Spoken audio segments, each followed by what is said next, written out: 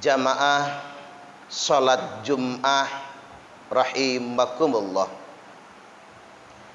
Di dalam kitab Ihya Ulumuddin karya Imam Al-Ghazali rahimahullah dicantumkan suatu riwayat yang disandarkan dari Nabi sallallahu alaihi wasallam bahwasanya usai memenangkan perang Badar, perang yang terjadi di bulan suci Ramadan, perang yang sangat berat dikarenakan pasukan kaum muslimin hanya berjumlah 313 orang melawan kafir Quraisy yang berjumlah lebih dari 1000 pasukan. Perjuangan itu menjadi tambah berat dikarenakan para sahabat sedang berpuasa di bulan suci Ramadan. Hanya saja atas kuasa dari Allah, pasukan kaum muslimin berhasil memenangkan pertempuran.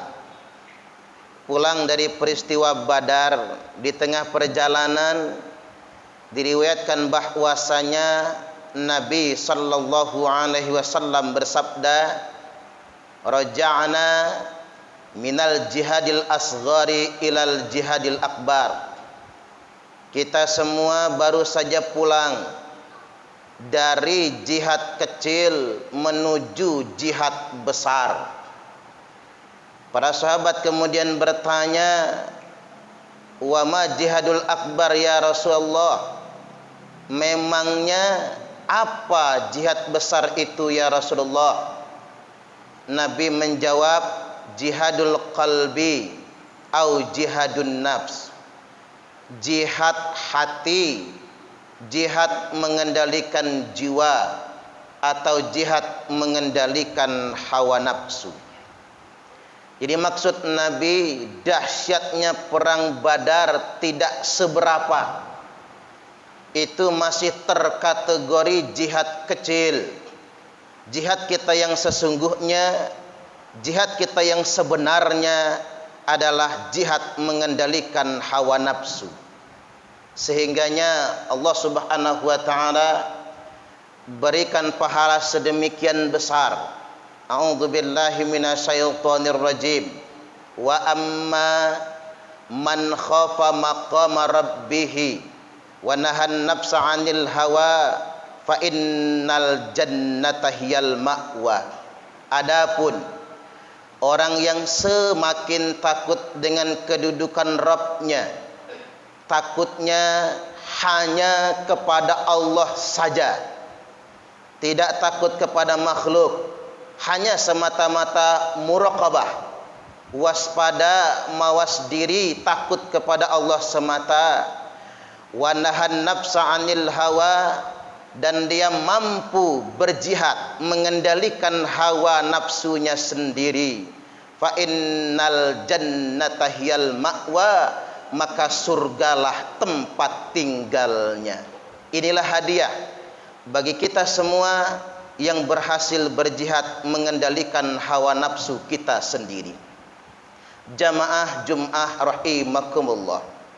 Nabi juga memberi informasi kepada kita bahwasanya jihad itu tidak harus selalu berbentuk perang fisik. Tapi yang terpenting adalah konteksnya. Yang terpenting adalah pengendalian hawa nafsunya. Khatib ambil contoh perang Jamal. 18.000 sahabat meninggal dunia, itu tidak disebut jihad. Mengapa demikian? Dikarenakan itu perang saudara, ada hawa nafsu di sana. Perang Siffin, 80.000 sahabat Nabi meninggal dunia, itu bukan jihad. Mengapa bukan jihad? Karena itu perang saudara. Walaupun yang meninggal adalah sahabat Nabi juga, karena ada hawa nafsu di sana. Bahkan kita mengenal perang yang sangat menyedihkan, perang Ka'bah. Ka'bah terbakar, tempat tawaf banjir darah. Gubernur Mekah Abdullah bin Zubair dibunuh. dan itu bukan jihad dikarenakan itu perang saudara. Sama-sama sholat, sama-sama menyembah Allah, sama-sama berpuasa, sama-sama tahajud, sama Al-Qur'annya, tapi bunuh-bunuhan satu sama lainnya. Ternyata perang saja kalau didasarkan hawa nafsu namanya bukan jihad. Bahkan belakangan kita mengenal istilah terorisme. Mengamalkan perang di negara yang damai itu adalah kekacauan, itu adalah kerusakan. Pada konteks Indonesia yang damai, jihad kita sebenarnya mengentaskan kemiskinan, memerangi korupsi. Di tengah korupsi yang merajalela, kita perangi korupsi. Itu jihad kita yang sebenarnya. Memerangi kemiskinan, menggunakan kekayaan alam semata-mata untuk kesejahteraan rakyat. Ini jihad. Memerangi kebodohan. Di zaman modern sekolah tambah mahal. Orang miskin tak mampu sekolah, orang tak mampu tidak bisa menyelesaikan kuliah. Ketika kita memerangi kebodohan, meringankan beban pendidikan, ini jihad yang sebenarnya. Termasuk dalam konteks pandemi COVID-19 ini, para pekerja medis yang ada di barisan terdepan untuk mengatasi pasien-pasien terpapar COVID-19, ini jihad. Ketika wafat dikarenakan terkena penyakit corona, itu pun mati syahid, mati di jalan Allah Subhanahu wa taala. Mati dalam konteks ini adalah mati syahid juga.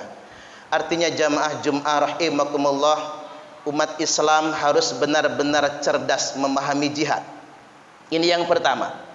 Yang kedua, umat Islam tidak boleh mengamalkan jihad berdasarkan hawa nafsunya, seperti para teroris. Malah Nabi sudah mensinyalir keberadaan para teroris ini. Kata Nabi, nanti di akhir zaman akan ada sekelompok orang, sayakhruju qaumun fi akhir zaman, yakni para teroris ini. Mereka mengatasnamakan agama tapi mereka merusak, mengatasnamakan agama tapi mereka memecah belah.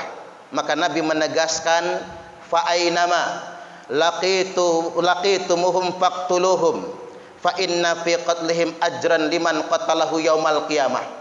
Dimanapun kalian jumpai mereka, perangi mereka, karena sesungguhnya memerangi teroris itu pahalanya sangat besar.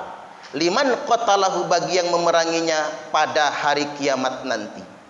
Jadi hadis ini memberi informasi kepada kita, ternyata bukan terorisnya yang mati syahid. Yang mati syahid itu aparat keamanan yang berperang melawan para teroris. Dalam konteks Indonesia kekinian ada dua terorisme. Yang pertama, teroris yang mengatasnamakan Islam, yang belakangan sering ditangkap Densus 88. Dan yang kedua, teroris gerakan pengacau keamanan yang ada di Papua atau OPM. Semua aparat terdepan yang melawan teroris-teroris tersebut, ketika mereka gugur, maka matinya pun mati syahid. Kesimpulannya jamaah Jum'ah rahimakumullah, pada dasarnya jihad yang sesungguhnya adalah melawan hawa nafsu. Mari kita kendalikan hawa nafsu kita. Ketika kita mampu menempa diri, mengendalikan hawa nafsu, maka itulah jihad yang sesungguhnya. Fa innal jannata hiyal ma'wa, maka surgalah tempat tinggalnya. Barakallahu li wa lakum fil Qur'anil azim, wa nafa'ani wa iyyakum bima fihi wa dzikril hakim, wa taqabbala minni wa minkum tilawatahu, innahu huwas sami'ul alim.